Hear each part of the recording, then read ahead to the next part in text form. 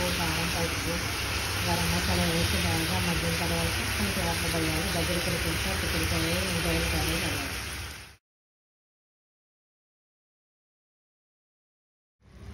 బొబ్బరి chicken curry ready. గోంగూర పచ్చడి చేస్తున్న ముందు పోపు గింజలు వేసుకుని ఆయిల్లో తర్వాత గోంగూర ఇవన్నీ వేసి బాగా మగ్గిన తర్వాత పచ్చిమిర్చి బాగా మగ్గాక అది చల్లారిన తర్వాత అందులో ఉప్పు వేసి మిక్స్ చేసుకోవాలి. కొన్ని నువ్వులు కూడా వేస్తాం. ఇప్పుడు గోంగూర పచ్చడి రెడీ.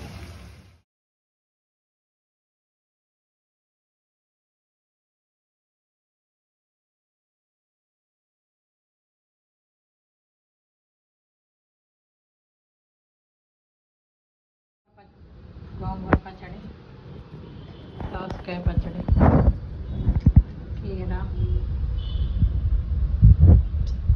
కొబ్బరి చికెన్, ఎండ్రాయిల్ కర్రీ.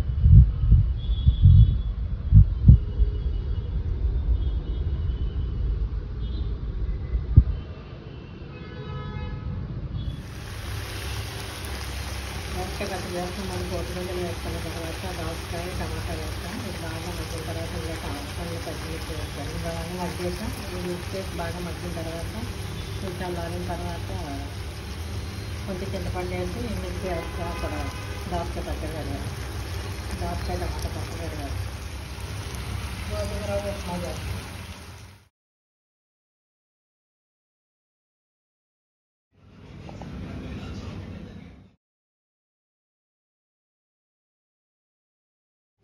దోసకాయ పచ్చడి, గోంగూర పచ్చడి, బొబ్బరి చికెన్ కర్రీ.